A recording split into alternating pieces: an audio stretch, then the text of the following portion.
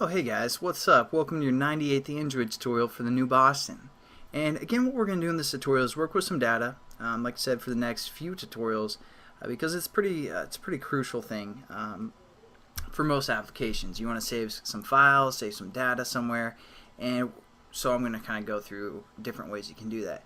Now, what we've worked with is the shared preferences, which is good for key and pair values, or key value pairs for the most part.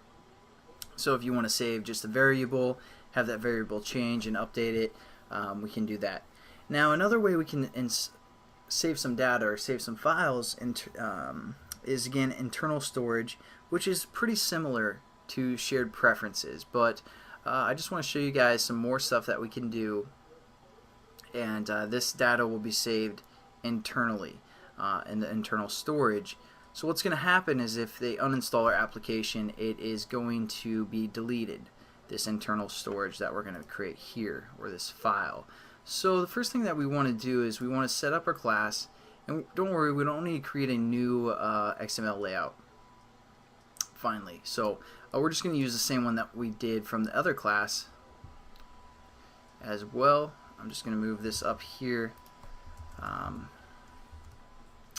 Get started, and as you can see, I implemented the on-click listener, so it's nothing new there. I have a ton of imports, so you guys don't need to worry about. So what we're going to do within our onCreate method, we're going to set our content view to, what was it, r.layout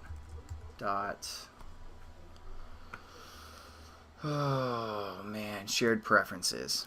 It's going to be the same layout, same kind of stuff that we worked with when we did shared preferences. So now what we can also do is we can open up our shared preferences class, just to save some time, and we can copy this setup variables method here.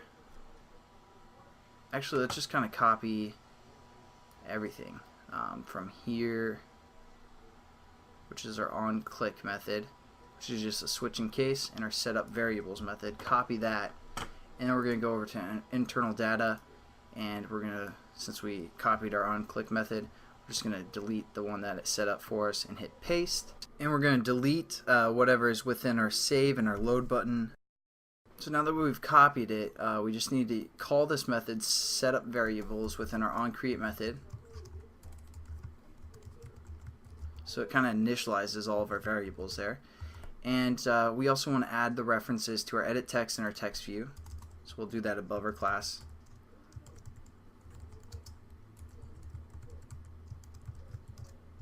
And a text view called data results.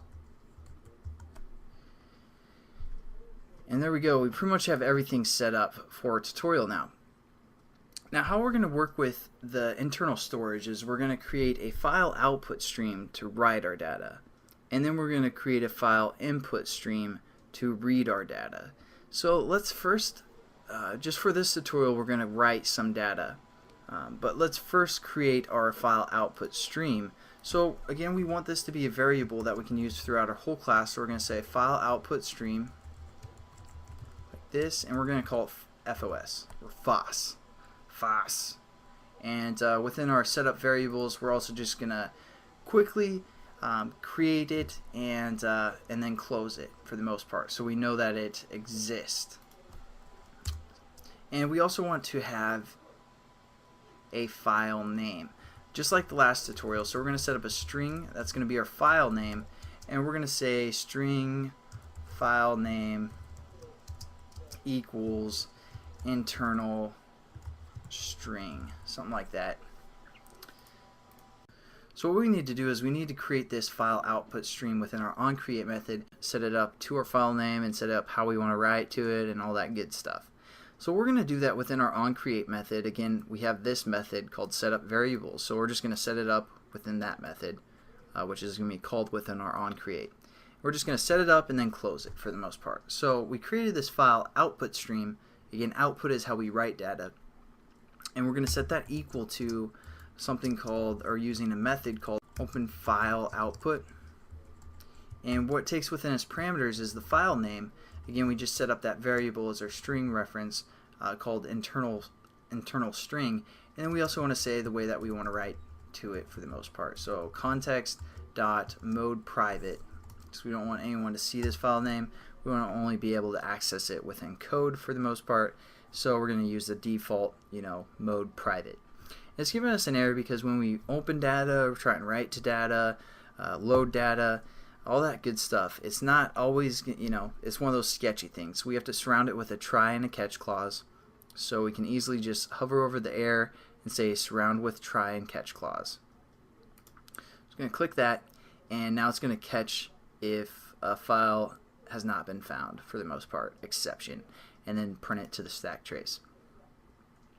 What we also want to do is, after we create this file output stream, we just want to close it. So anytime we open it, we need to close it.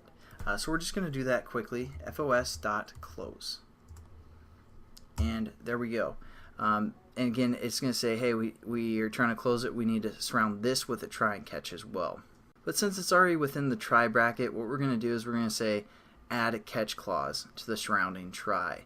And as you can see, once we click that, it adds this input-output exception. So we have two things within our try bracket and two exceptions that it can catch. Again, file not found and the file exception, or input-output exception. So again, it just prints it to the stack trace. And that's pretty much it for this tutorial. We didn't write anything. We basically just created our file output stream using the reference of our file name, saying we want to write to it privately, and then we close it within our onCreate method. So in the next tutorial, I'll show you guys how to actually write to this stream, and it's going to be pretty simple for the most part. And I'll catch you then. Have a good one.